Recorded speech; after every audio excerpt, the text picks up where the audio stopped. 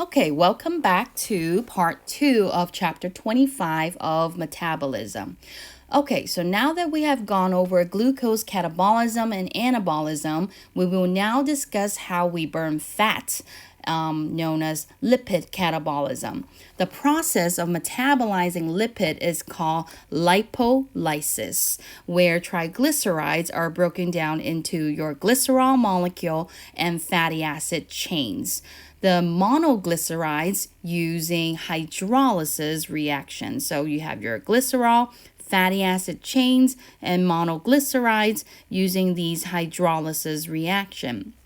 Hydrolysis reactions means you are adding water molecules to break bonds between a big and large molecule, okay? Whereas your synthesis reaction are called dehydration synthesis a lot of times. Again, these are review terms from your Biology 1406 class. So let me go through the process with you step by step on the process of lipolysis. We will count up how many molecules of ATPs we can make from lipids, and it will be a very large number compared to glucose. So first here you have your triglyceride molecule, which is made up of your 1 glycerol, this on this side chain here, and 3 fatty acid chains. The glycerol part of the molecule will be turned into pyruvate, which will then it will turn into pyruvate in the cytoplasm of the cell, which will then go into Krebs cycle within your mitochondria and finish up the rest of cellular respiration. Very simple for the glycerol part of triglycerides. The fatty acid chains, however, will go through a different catabolic pathway called beta oxidation. Beta oxidation is where each of these CH2 molecules you're seeing here on the fatty acid chain will be broken down one by one into acetyl-CoA and produce NADH and FADH2s along the way. The acetyl-CoA will then go into the Krebs cycle for the rest of the cellular respiration process. So hence, this is why you see in this diagram here, you have your fatty acid chain, and you can have an acetyl-CoA formation there. And then this acetyl-CoA can break apart from the rest of the chain, and now acetyl-CoA would just go into the mitochondria to continue with the process of cellular respiration within Krebs cycle. So each fatty acid contains about 18 carbons, which can be broken down into 9 acetyl-CoA molecules, 8 NADH, and making 8 FADH2 in the process. As you can see here, while through the process of beta oxidation, you will pick up electrons to your electron carriers, which are your NADH and FADH2s. 1 acetyl-CoA molecules makes 3 additional NADH, 1 FADH2, and 1 ATP molecules, as what we've learned from glucose catabolism within the Krebs cycle, which means 9 acetyl-CoA is equivalent to making 27 NADH, 9 FADH2s, and 9 ATP molecules. If we know 1 NADH makes about 2.5 molecules of ATP and 1 FADH2 makes about 1.5 molecules of ATP through the electron transport chain, we can calculate that 1 18-carbon fatty acid chain can make a net gain of 120 ATP molecules. This is taken into account that we had to invest 2 molecules of ATP here to initiate this process of lipolysis. Hence, compared with glucose catabolism, lipid catabolism can generate a great amount of ATP, almost 4 times as much ATP per fatty acid chain. But this is not a fast process like glycolysis, and hence our quick metabolism method is still glucose catabolism. It takes a lot more activity to get your body to start burning into our fat reserves due to this long process of lipolysis. So that is why it is not that easy to burn fat as we wish for it to happen. Just as we can burn fat, unfortunately, we can also make fat. This is called lipid anabolism. This is done by a process called lipogenesis. Usually, this is stimulated by a high diet of carbohydrates, and of course, if you eat a lot of high-fat diet, that is a contribution to this process as well, and it requires the release of insulin to initiate this process. Remember, we were breaking the fatty acid chain into the individual acetyl-CoA molecules. So hence, if we need to build fat, we are also starting with acetyl-CoA, because acetyl-CoA is the central intermediate from many metabolic processes. Almost anything we eat can turn into fat because lipids, amino acids, and carbohydrates can all be converted into acetyl-CoA. This diagram here shows you the pathway the acetyl-CoA will take to become a triglyceride through the process of lipogenesis. And hence, this is why anything we eat in excess will be stored by our body as fat. Again, you don't have to worry about the details, all these little different intermediate chemical reactions or chemical products, or molecules within this process. Just know the starting material, which is acetyl-CoA, and your product, which is triglyceride, when you're doing lipogenesis. And again, easy way to remember that what this name represents. Genesis, remember I said it means the making of, usually. Lipo, so lipid genesis, lipid making, lipogenesis. Now, even though fatty acid chains can generate the most amount of ATP, as we have went through the calculation together in the last slide, other than the fact that lipolysis itself is a long process, it tends to be very slow compared with glycolysis due to the fact that lipids are usually stored in compact fat droplets in the cytoplasm of a cell. Compact droplets. It takes a while for enzymes to access these large droplets, and hence it is only used when glucose supply is really limited. In skeletal muscles, they will only burn fat for energy at rest because it's too slow of a process to be supplying enough glucose for actively contracting muscle cells.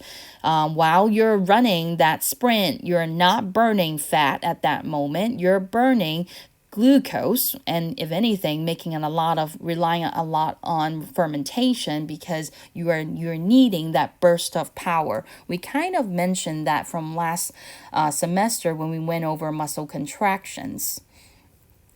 So how we transport lipids around the body is by binding to proteins as lipoproteins, which contains glycerides and cholesterol. Very small portion of your lipids in our body are circulating around as free fatty acids. A lot of them will be bound to proteins called lipoproteins, And lipoproteins can be broken down into 4 major groups. One of them is called chylomicrons. This is the largest in size compared with the other 3 types of lipoproteins. They are produced by epithelial cells of your intestines through the digestive process. They will carry lipid molecules to the lymph through your lacteals that we talked about last chapter, and eventually they will go into the bloodstream. Remember, all lymphatics will drain back into your venous system through either your thoracic duct or your lymph well, through your subclavian or through your subclavian ducts, so subclavian veins. Okay, all right. So then, once in the bloodstream, then they will be carried into two different destinations. One of them being skeletal muscles, the other is adipocytes. So within the skeletal muscles, they can be broken down for energy process, or they can be stored as glycogen molecules within the muscle fiber itself, or absorbed by adipocytes for storage as triglycerides inside the adipocytes.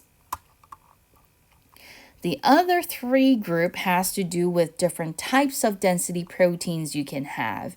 VLDL, which stands for very low density lipoproteins, transport triglycerides from chylomicrons within the liver and goes to your skeletal muscles or adipose tissue that we were just talking about. Remember, I said the lipids can't just freely float around within your blood. They have to usually bound to something, and in this case, VLDL.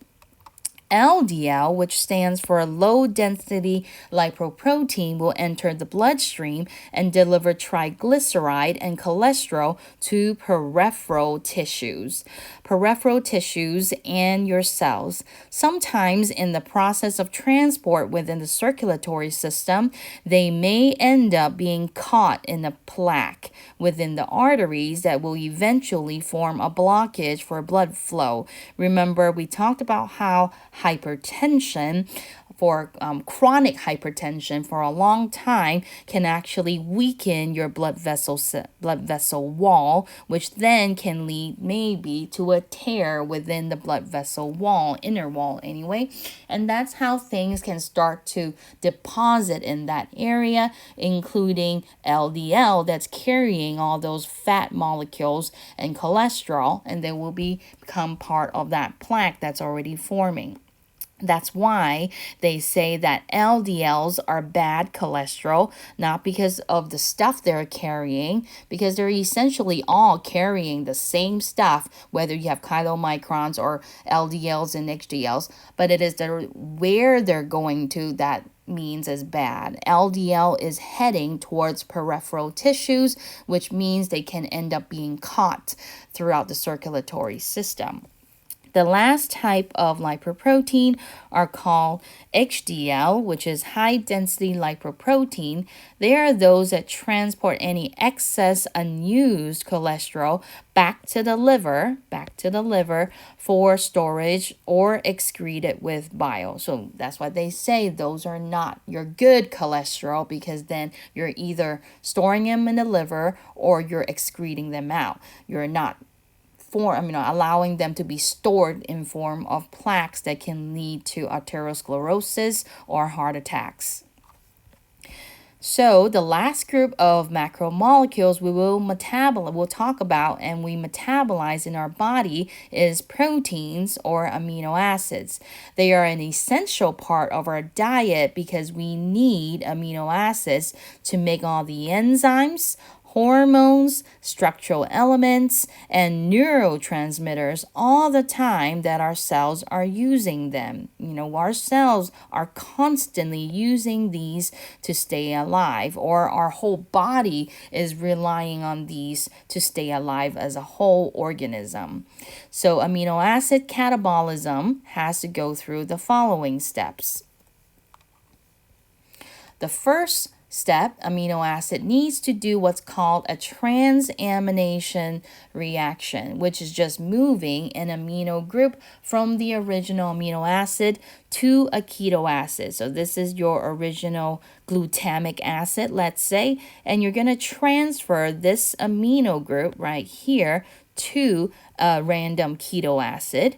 Then the keto acid 1 here will not be converted to be another amino acid that can the keto acid 1 here will then be converted into a new amino acid that can exit out of the mitochondria for protein synthesis. So keto acid 1 has become tyrosine right here in this case, where we have transferred that amino group to right here.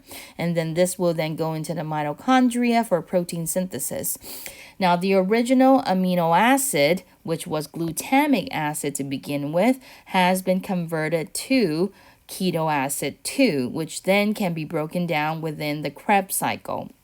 And of course, other than mitochondria, the amino acid can be used anywhere else in the rough ER, in the ribosomes, in the cytoplasm, etc. I'm not saying protein synthesis only happens within the mitochondria. Okay, so another way to catabolize an amino acid is called deamination. Deamination happens within the liver. Again, the amino group is removed from the amino acid, which then turns into ammonium ion. That's why it's not called transamination, because we're not transferring the amino group to another amino acid backbone. We are just getting rid of it by removing it as an ion. The organic acid left over after removal of the amino group can be fed into the Krebs cycle for energy processing, just like your keto acid too. So these can go in the Krebs cycle for further metabolism. Now, but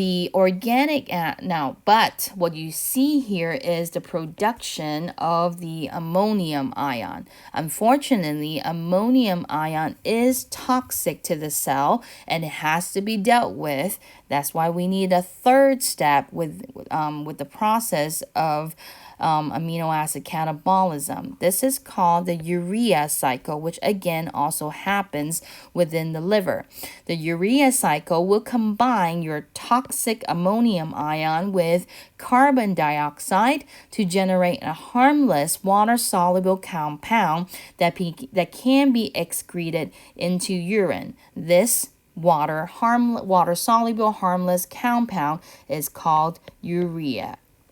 And that's why we have urea in our urine.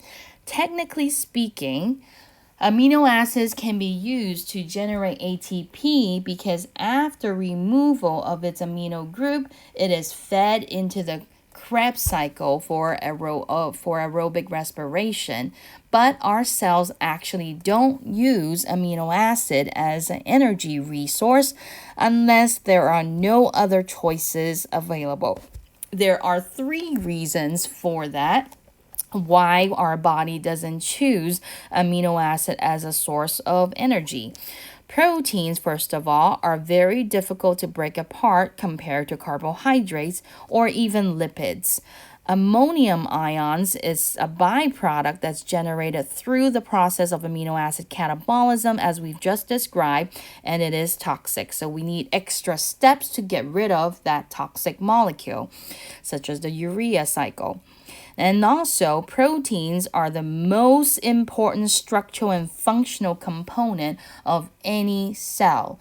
We just got through talking about how proteins are very important for the function of our cells as enzymes, structural components, and making of neurotransmitter, hormones, all that stuff. We don't want to use protein for energy. We want to use them to keep our cells alive because they're essential for a lot of different functions. So hence, we tend to use amino acid as our very, very last resource. For example, when we're undergoing starvation or something and we have already depleted our body of glycogen reserves and most of our fat storage. So, for protein anabolism or synthesis of proteins, our cells can make about 10 of the 20 amino acids available through a process called amination. So, just the opposite. Deamination was removal of the amino group, and hence to make amino acid, we're going to add that amino group to the carbon backbone called amination. Okay, so adding the amino group, which is this through the ammonium ion here. We're adding this amino group to our carbon backbone of a glutamic acid, for example, to turn it into an actual amino acid, which then can be used for protein synthesis.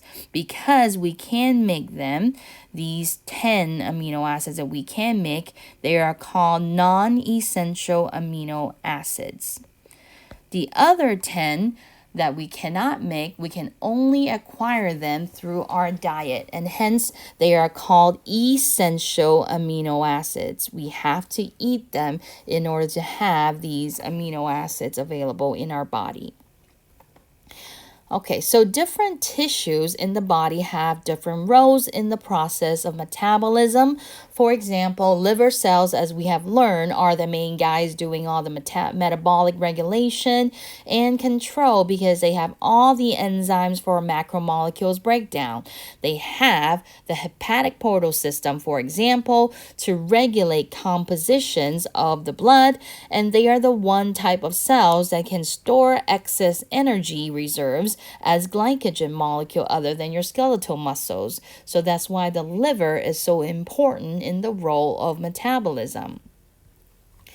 Other cells, for example, adipose tissue, can play a role in the storage of energy just like your liver cells, but just in form of triglyceride instead of glycogen. Skeletal muscle cell can store glycogen reserves as well, just like the liver. And since muscles are made up of tons of proteins, it can also serve as that last resort for energy if we are in starvation mode. So usually the first protein source we go to when we're starving, really like long-term starving, is our muscle fibers to get those amino acids which we can turn into energy. Again, this is not a preferred way, but at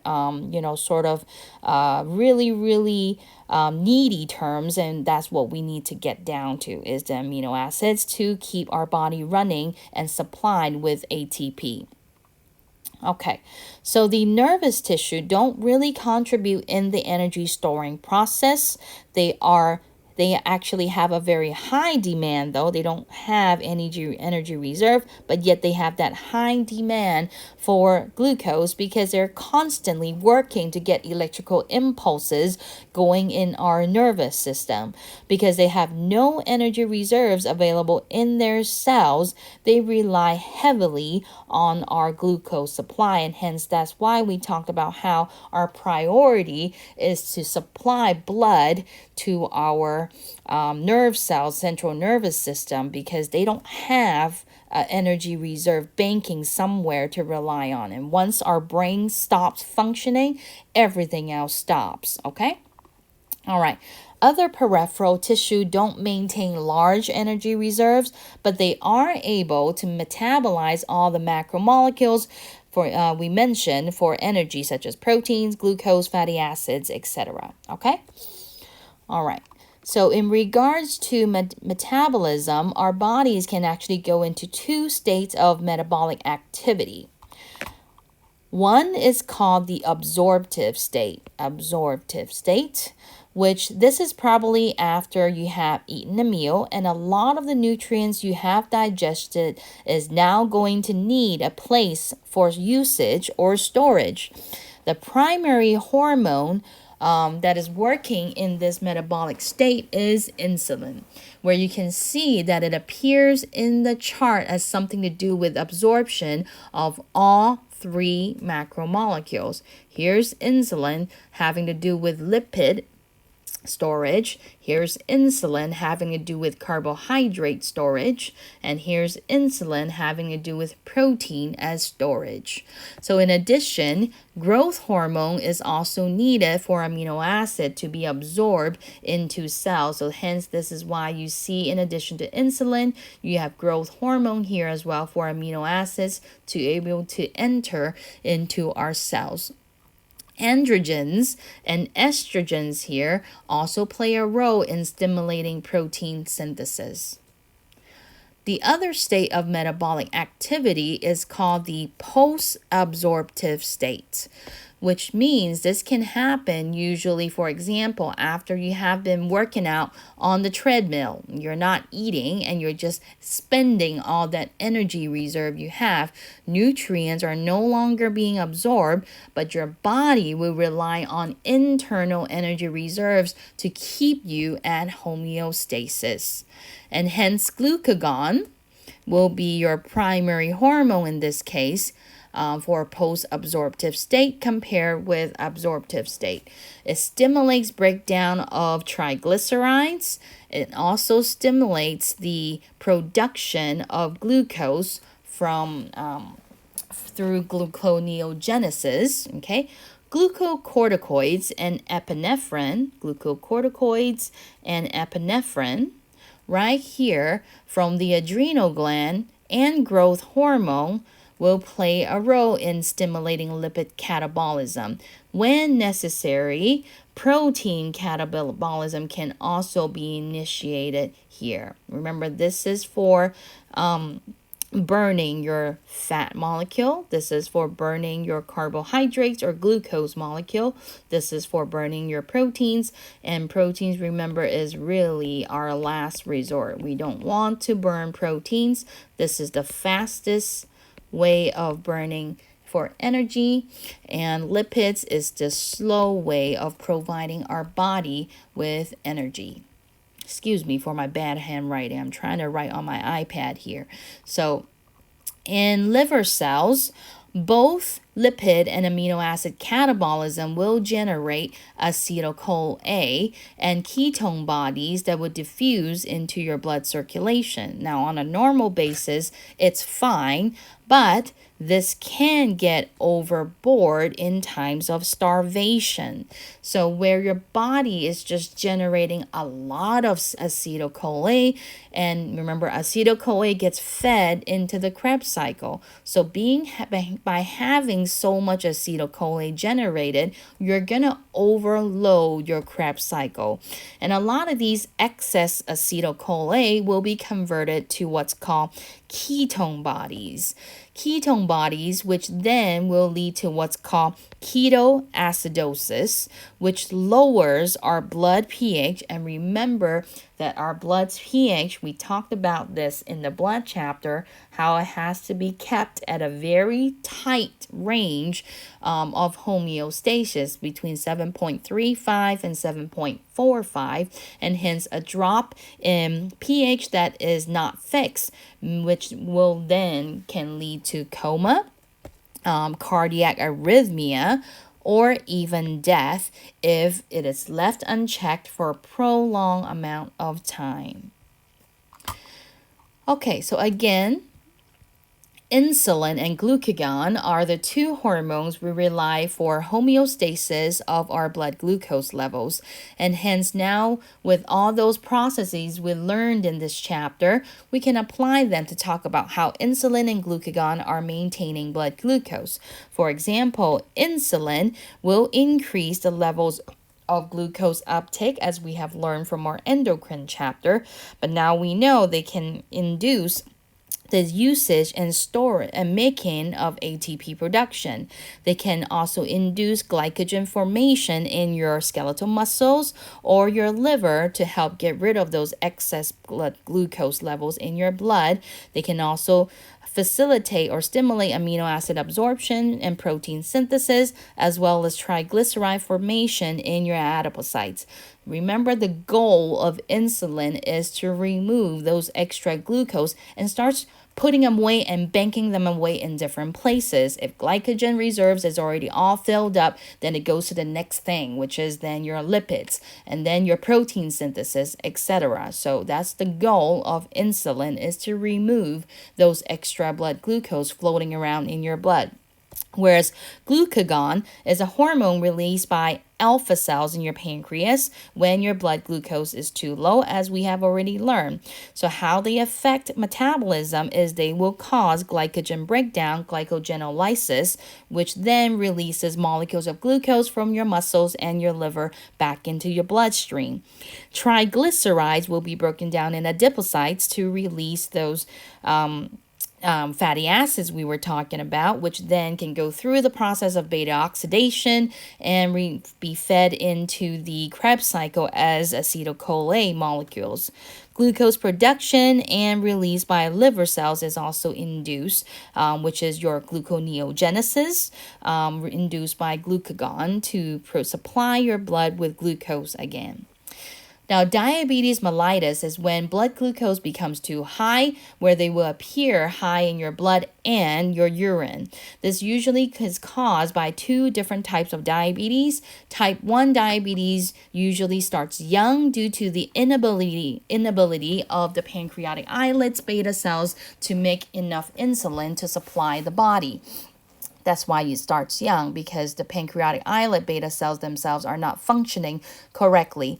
Type 2 diabetes usually comes later in life due to genetics and environmental means that can lead to what's called insulin resistance, which means your body is slowly decreasing in its sensitivity to insulin, and the pancreas try to compromise by making even more insulin. Usually that's the case, and hence that's why people with type 2 diabetes, with years and years of being on the disease, they can eventually overwork the pancreatic cells, and then the beta cells themselves start to die off, and that can also lead to insulin deficiency as well, the same as type 1 diabetes. So that's why sometimes they cannot rely on medications such as metformin anymore, and they have to inject themselves with actual insulin because their pancreatic beta cells are just dying off. So this is the same homeostasis chart we saw in the endocrine system chapter, and this will serve as a review for you in case you like this chart format. Here are some other examples of metabolic disorders other than diabetes. Hyperthyroidism, we have already mentioned and learned a little bit about from the endocrine system. It leads to excessive production of thyroid hormones, which are T3 and T4, both of which will increase metabolism and hence your body temperature as well. When you increase metabolism, you also increase your body temperature. Okay, all of those will be increased above, of course, your normal levels. Remember that in the case study we did on the endocrine system was involving a patient with Graves' disease. This is where the immune system makes an antibody that mimics your TSH to falsely stimulate the thyroid gland to make more thyroid hormones. Symptoms usually includes exophthalmos, which is bulging of the eyes because you're making so much thyroid hormone, inducing such an increase in metabolism that your eye muscles are pulling on your eyes, and in a sense pulling your eyes, resulting in your eyes protruding outwards from your eyelids a little bit more than normal cases. The other symptom is a diffuse goiter, meaning an enlarged thyroid gland, usually when you feel the area of where the thyroid hormone is. Now, people with hyperthyroidisms are just usually treated with anti-thyroid therapy, either through drugs, which stops or blocks the production of thyroid hormones by your thyroid gland, or sometimes doctors may recommend completely ablation of the thyroid gland, either through surgery means or by radioactive iodine. Remember, your thyroid gland makes iodine, use iodine to make thyroid hormone. So hence, if you have radioactive iodine, then it targets your radioactivity towards only your thyroid gland.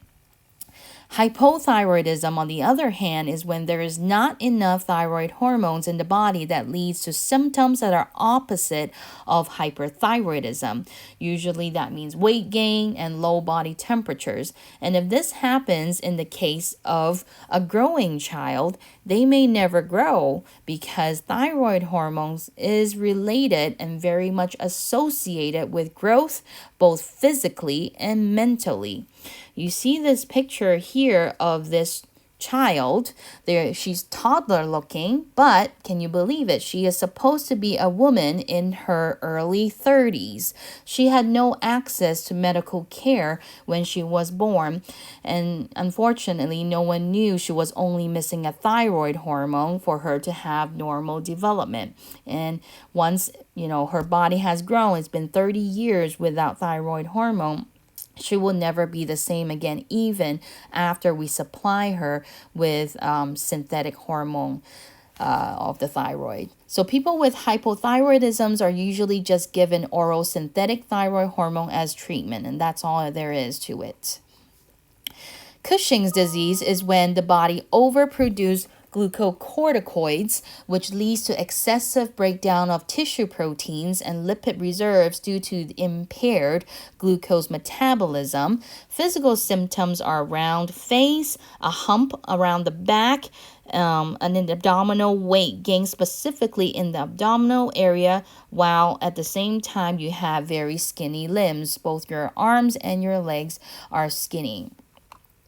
With Addison's disease, this is when the body does not produce enough glucocorticoids, which is opposite of Cushing's disease. This leads to inability to mobilize energy reserves or maintain normal blood glucose level. Physical symptoms are darkening of the skin called hyperpigmentation that we've talked about in 2401 when we're talking about pigmentation in the integumentary system. This can happen on your skin or on your gums. And then it also causes fatigue because you're not able to have normal blood glucose levels. Other than three main groups of macromolecules, there are minerals and vitamins that are also essential to our body's function and metabolism. Minerals are inorganic electrolytes. Inorganic ions that come from electrolytes, and it has variety of functions depending on the ion. So make sure you know the functions of these major minerals in the body for the exam, some of which you already know because we've already talked about it either in 2401 or in other chapters this semester. Vitamins, on the other hand, are essential organic nutrient that usually functions as coenzymes that can enhance activity of other enzymes. Again, make sure you know the functions of these major vitamins in the body. Some of these, again, you already know from previous chapters. For example, we already know vitamin D is for bone growth from 2401. We already talked about vitamin K. We talked about vitamin C, all these things. So just a few more you have to know for the exam. Metabolism has a lot to do with body temperatures as well. Since you already have a lot on your plate for these two chapters to learn on your own, these last two slides will not be on the exam. So I'm going to cross this out, not on exam. Yay, less information to memorize. So feel free to read through them for your own interest though, because they are interesting, talking about how your body is able to generate heat and what's going on when you have hypothermia, or the opposite case when you have a heat stroke, what's going on in your body, and why does heat stroke leads to fainting, going back to our vasodilation, vasoconstriction stuff we talked about in the blood vessel chapter. Okay, so we will end chapter 25 here, and I will see you again for chapter 26 on the urinary system.